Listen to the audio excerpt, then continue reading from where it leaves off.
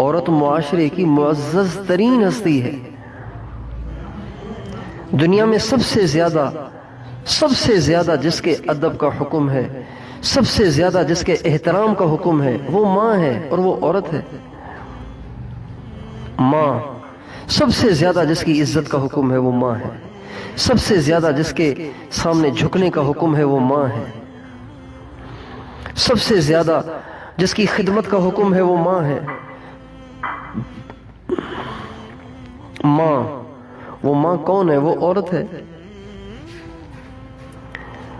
نبی کریم صلی اللہ علیہ وسلم نے عورت کو رحمت بتایا، عورت کو رحمت بتایا کہ عورت رحمت ہے۔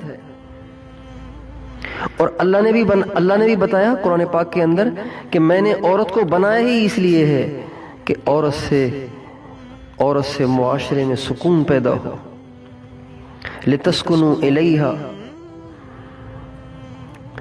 تاکہ تمہیں عورت کے ذریعے سے زندگی کا اطمینان حاصل ہو۔ جب گھر میں عورت ہوتی ہے نا تو مرد کو کوئی ٹینشن نہیں ہوتی، نہ کھانے کی ٹینشن، نہ کپڑوں کی ٹینشن، نہ استری کی ٹینشن، نہ بچوں کی تربیت کی ٹینشن، نہ بچوں کی اسکول بھیجنے کی ٹینشن، نہ بچوں کو تیار کرنے کی ٹینشن، کوئی ٹینشن نہیں۔ اللہ نے عورت کو رحمت بنایا ہے۔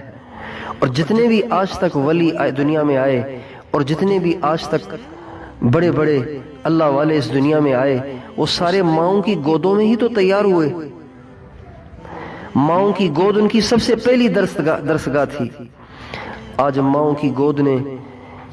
ماؤں نے اپنی گود اجاڑ ہی لی ہے، آج ماؤں نے اپنی گود اجاڑ لی ہے۔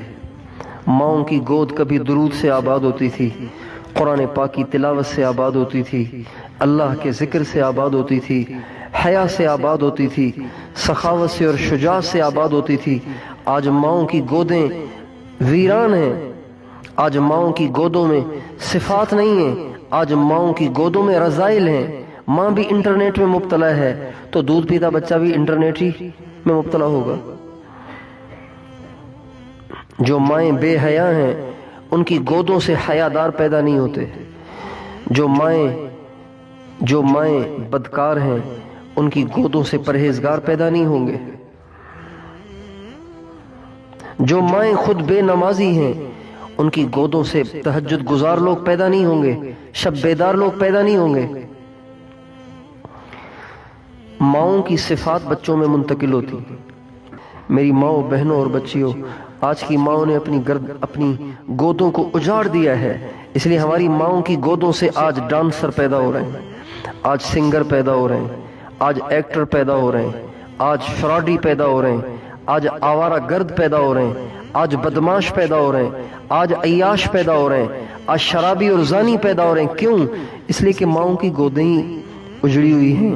ان ماؤں نے کبھی قرآن کو اٹھایا ہی نہیں، کبھی تسبیح لے کے اللہ کا ذکر کیا ہی نہیں، اور جب اذانیں سنتی ہیں تو ان ماؤں کے کانوں پہ کبھی جوں بھی نہیں رینگتی۔ تو بتائیں ان کی گودوں سے جنید بغدادی کیسے تیار ہوگا؟ اس لیے عورت کا بڑا زبردست کردار ہے، لیکن عورت نے اپنی قیمت کو پہچانا نہیں، عورت نے اپنی قیمت کو سمجھا نہیں۔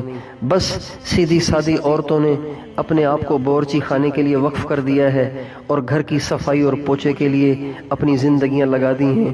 اور جو ماڈرن عورتیں ہیں ان کو گھومنے پھرنے سے ہی فرصت نہیں، ان کو بننے سنورنے سے ہی فرصت نہیں، ان کو اپنے اسٹائل بنانے سے ہی فرصت نہیں ہے۔ روزانہ ان کی نئی سیلفیاں بنتی ہیں۔ اس لیے ضرورت ہے اس بات کی کہ آج کی عورت اپنی قیمت کو سمجھے اور معاشرے پر اور آج کے دور پر اور آج کے زمانے پر اپنی زندگی کے پڑنے والے اثرات کو سمجھے کہ میرا یہ گندا کردار آج کے معاشرے پہ کیا اثر ڈال رہا ہے، اور نبی کریم صلی اللہ علیہ وسلم کی زندگی بھر کی قربانیوں پہ کیسے پانی پھیر رہا ہے۔